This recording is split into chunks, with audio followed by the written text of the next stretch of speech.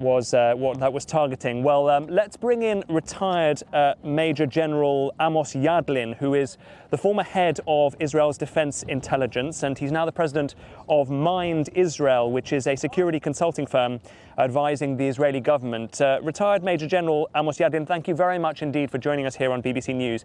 Can I start off by asking you, what intelligence is there that Hamas is controlling the hospitals that the Israeli troops are targeting? It is well known, and everybody knows there is a lot of intelligence that's supporting it. It's human intelligence, it's the terrorists that we caught killing and raping on the 7th of October in the Negev. They told us that.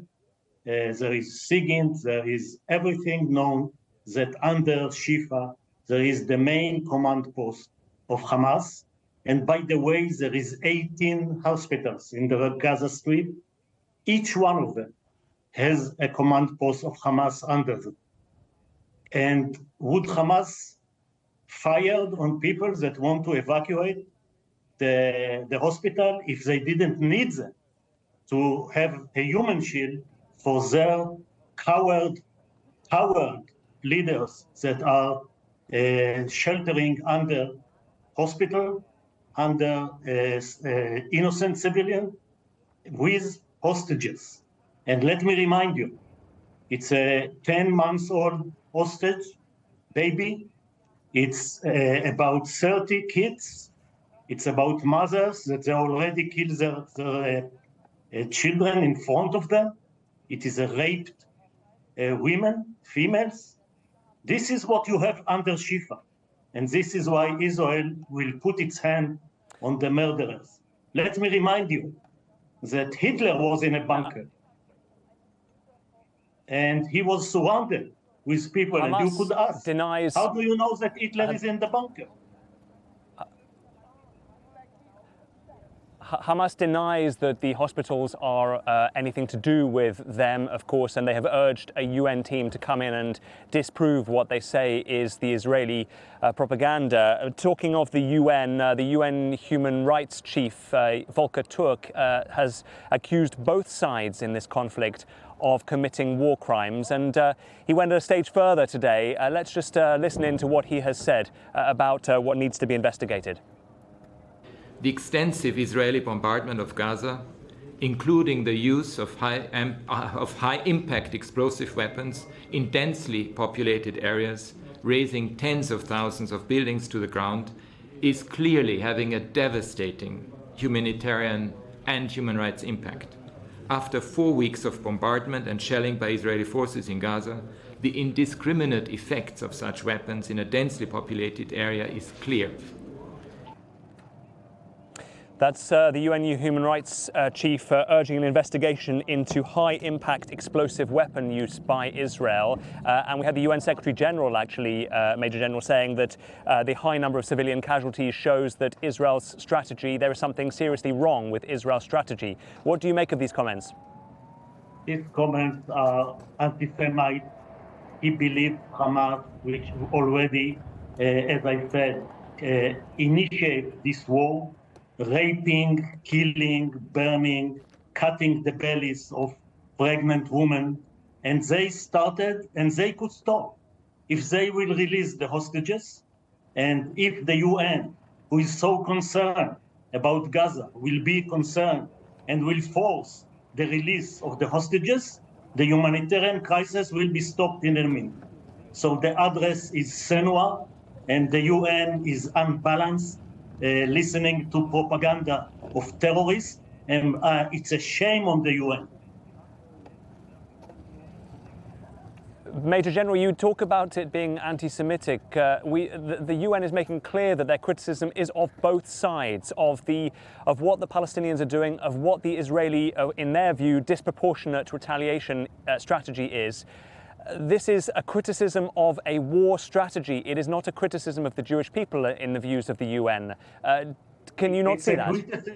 It's a criticism of the only military who is fighting according to the international law.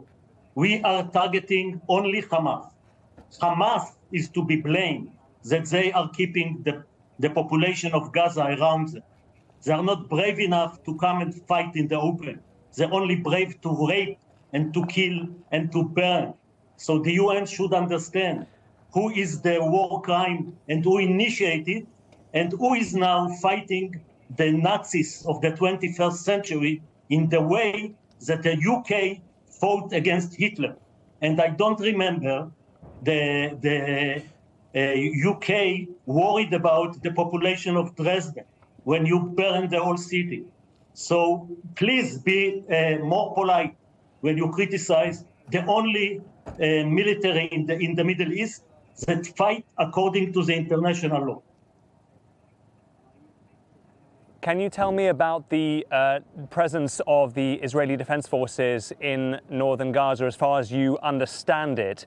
The extent of IDF control now in Gaza is what? And what is the strategy of going into Gaza City? Is it simply to level Gaza City as you understand it? No, the strategy is not to let it happen again. Never again. It's to destroy Hamas as a military force. We are not fighting the civilians. We are fighting Hamas in their tunnels, in their command posts, everywhere that they are. If they will surround it, the war is over. We are the decision of the government of Israel that after the war, Hamas will not be exist. Not with military power and not with governance power. Hamas had a revolution in Gaza. By the way, when they throw the PA, the Palestinian authorities, officials from the roofs of Gaza and shoot them in the knees, I didn't hear the UN saying anything. So what we are doing is to destroy Hamas. We cannot destroy the beliefs of Hamas, that all the Jews should be killed. Your mission is to, well, I was going to ask you precisely that.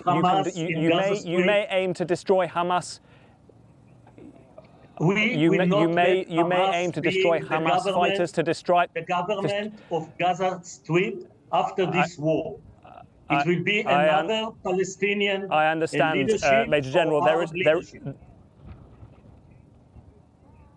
There is a slight delay, so apologies for cutting over you there. But you may talk about the desire to destroy Hamas as an organisation and wipe out the senior figures. But the ideology is surely going to continue to grow, and the hatred will continue to grow for generations after what is happening now.